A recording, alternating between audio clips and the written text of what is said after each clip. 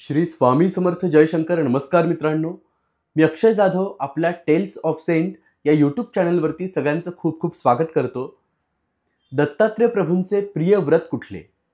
दत्तात्रेय प्रभूंनी असे कुठले व्रत आहे जे आपल्या भक्तांनाही सांगितले आहे, ज्या व्रताचे महात्म्य आपल्याला गुरुचरित्रात वाचायला मिळतं आणि ज्या व्रताच्या प्रभावाने दत्तात्रेय प्रभूंनी स्वतः आपल्या भक्ताच्या घरी जन्म घेतला होता, अवतार धारण केला होता. असे व्रत कुठले? या व्रताचे नियम काय? हे व्रत कसे पाळावे? हे व्रत कसे सुरू करावे? या व्रताचे उद्यापन कसे करावे? ही सगळी माहिती आजच्या व्हिडिओमधून आपण बघणार आहोत. तर ही सगळी दिव्य अशी माहिती जाणून घेण्यासाठी आजचा व्हिडिओ नक्की पूर्ण बघा आणि व्हिडिओ आवडल्यास लाईक करायला विसरू नका, शेअर करायला विसरू नका. तसेच व्हिडिओ आपल्याला कसा वाटला हे मला कमेंट बॉक्समध्ये नक्की कळवा. नमस्कार मित्रांनो, दत्तात्रेय प्रभूंचे प्रिय व्रत हे म्हणजे शनिप्रदोष व्रत आहे. या शनिप्रदोष व्रताला दत्त संप्रदायामध्ये भगवान शिवांच्या उपासनेमध्ये, दत्तात्रेय प्रभूंच्या उपासनेमध्ये अनन्यसाधारण असं महत्त्व आहे. या व्रताचे प्रगटीकरण, या व्रताचे महात्म्य आपल्याला गुरुचरित्रातही वाचायला मिळते.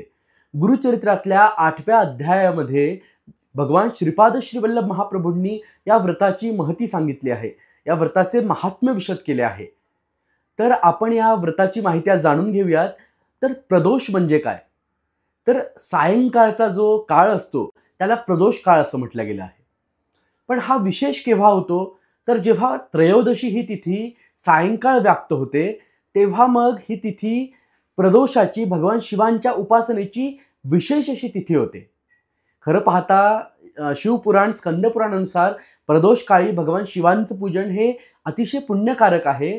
पण हीच तिथी जर त्रयोदशी युक्त असली तर मग ती विशेष तिथी होते.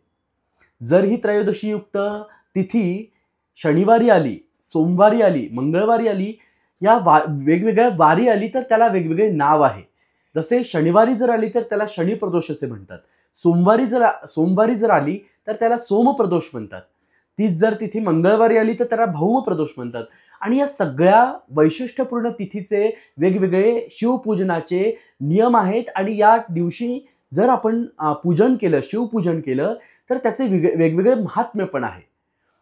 तर आज आपण शनिप्रदोष या वैशिष्ट्यपूर्ण तिथीची माहिती बघणार आहोत. तर शनिवारी जेव्हा ही त्रयोदशी येते, सायंकाळ व्याप्त येते, तेव्हा मग त्याला शनिप्रदोष असे म्हटले आहे. प्रदोष काळ केवढा? तर सूर्यास्त होण्याच्या 1.5 तास आधी आणि सूर्यास्त झाल्यानंतर 1.5 तास नंतर ही त्रयोदशी तिथी व्याप्त असते. म्हणजे तेव्हा या वेळेतच आपण शिवपूजन करायला पाहिजे. आता आपण प्रदोष या शब्दाचा अर्थ, तर प्रदोष व्रत या शब्दाचा अर्थ घेऊयात. तर जे व्रत जीवनातील प्रत्येक दोषाचं हरण करतं, जे व्रत आपल्या जीवनातील दोषांना दूर करतं आणि आपल्याला पुण्याची प्राप्ती करून देतं, त्याच व्रताला प्रदोष व्रत असं म्हटलं आहे. आता याचं वैशिष्ट्यपूर्ण महात्म्य काय? तर बघा, यशोदा मातेनी हे व्रत आधीच्या जन्मामध्ये केलं होतं, म्हणून भगवान श्रीकृष्ण त्यांना पुत्र रूपाने प्राप्त झाले होते. इतकं हे महान असं व्रत आहे.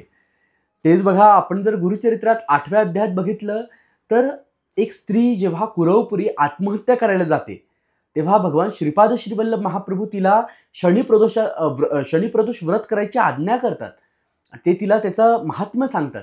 आणि जेव्हा अंबा माता तिथून पुढे शनिप्रदोष व्रत करते तर त्या व्रताच्या पुण्यामुळे, तिच्या त्या अनन्य शरणागतीमुळे भगवान श्रीपाद श्रीवल्लभ महाप्रभू तिच्या पोटी कारंजा ग्रामी जन्माला येतात आणि नरसिंह सरस्वती हा अवतार धारण करतात. तर भगवंत पोटी यावा असं फल देणारं हे अतिशय दैदिप्यमान, अतिशय अनाकलनीय आणि अतिशय पुण्यदायक असं व्रत आहे. अतिशय पुण्यदायक असं हे व्रत आहे.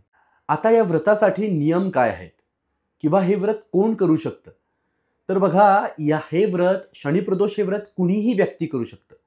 म्हणजे अगदी स्त्री, पुरुष, लहान मोठा प्रत्येकजण या व्रताला करण्यास पात्र आहे. तर या व्रताला काही नियम पाळावे लागतात. तर सगळ्यात महत्त्वाचा नियम म्हणजे त्या दिवशी उपवास करावा. आता उपवास का करावा? उपवास म्हणजे काय? तर उपवास म्हणजे भगवंतांचा जास्तीत जास्त निकट आपल्याला सानिध्य मिळावं. ते सानिध्य कसं मिळू शकतं? तर ते सानिध्य त्यांचं भजन करून, त्यांचं पूजन करून, त्यांचं स्मरण करून आपल्याला मिळू शकतं. पण मग त्यासाठी आपल्या हिंदू धर्मशास्त्रामध्ये उपवास करण्याची एक योजना आहे. ते म्हणजे की अल्पाहार घ्यावा, सात्विक आहार घ्यावा आणि त्या दिवशी जास्तीत जास्त उपास्य दैवताची, व्रताच्या जे मुख्य दैवत आहे त्यांचं स्मरण, त्यांचं नामस्मरण, त्यांची पूजा करावी. आता या शनिप्रदोष व्रतासाठी किंवा भगवान शिवांच्या व्रतामध्ये काय खावं? तर शक्यतो शनिप्रदोष अथवा कुठल्याही प्रदोषाच्या काळामध्ये आपण फलाहार करावा असा एक नियम आहे. फलाहार आणि दुग्धाहार म्हणजे आपण दूध पिऊ शकतो आणि आपण फळं खाऊ शकतो. तिखट, मीठ, त्यानंतर भगर हे पदार्थ शक्यतो टाळावेत, हे खाऊ नयेत असा एक नियम शक्यतोवर या शनिप्रदोष व्रताला आहे. हे व्रत किती वर्ष करावं? तर शनिप्रदोष व्रताला ज्याप्रमाणे 16 सोमवार म्हणजे यामध्ये 16 या आकड्याला फार महत्त्व आहे. 16 जोडप्यांना मेहूण म्हणून जेवायला घालावं लागतं. 16 सोमवार हे व्रत करावं लागतं. त्याचप्रमाणे प्रदोष हे व्रत आहे, याच्यामध्ये 13 या आकड्याला अतिशय महत्त्व आहे. हे व्रत 13 या संख्येत करावं, म्हणजे 13 शनिप्रदोष व्रत करावे अथवा 13 वर्ष करावे असा एक काही त्याला नियम आहे. आणि जेव्हा आपण उद्यापन करतो तेव्हाही 13 मेहूण किंवा 13 दाम्पत्य जेवायला घालावे लागतात, असा एक याला सामान्य नियम आहे. आता या व्रताची सुरुवात कधीपासून करता येते? तर कुठल्याही शनिप्रदोष या दिवसापासनं या व्रताची सुरुवात आपण करू शकतो. आता या व्रताची सुरुवात करताना सुरुवातीला म्हणजे पहिल्या दिवशी काय करावं? हा सर्वांना पडलेला एक महत्त्वाचा प्रश्न असतो.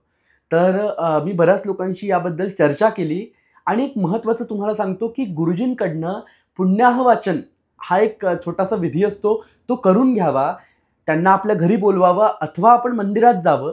सकाळी ज्या दिवशी शनिप्रदोष असेल, जर आपल्याला हे व्रत स्वीकारायचं असेल तर त्या दिवशी आपण गुरुजींना बोलवावं अथवा गुरुजींकडे जावं, त्यांच्याकडनं पुण्याह वाचन करून घ्यावं आणि मग संकल्पपूर्वक आपण हे व्रत स्वीकारावं.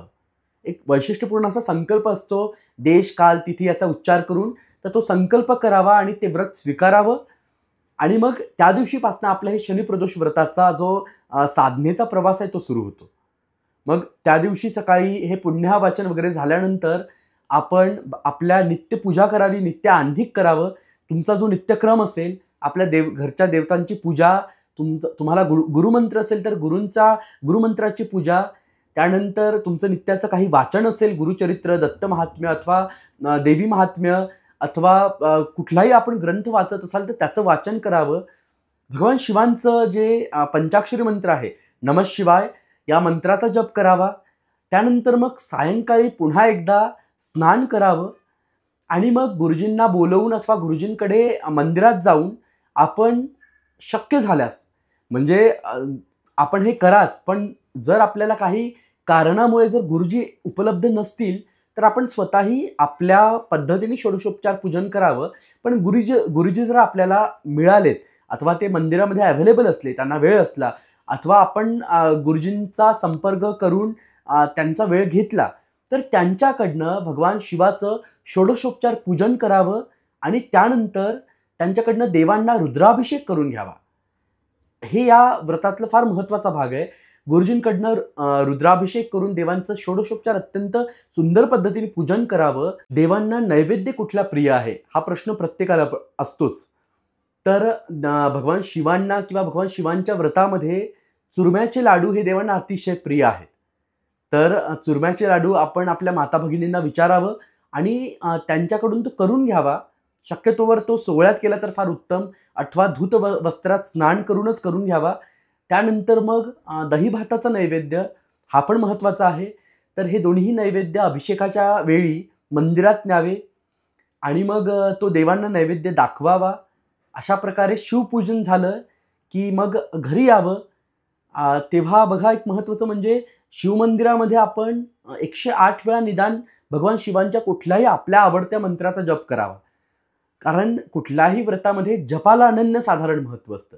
शिव पंचाक्षरी मंत्र, जर आपल्या गुरूंकडनं आपल्याला षडाक्षरी मंत्राचा अनुग्रह मिळाला असेल तर तो करावा अथवा कुठलाही पुराणोक्त भगवान शिवांचा मंत्र म्हणावा.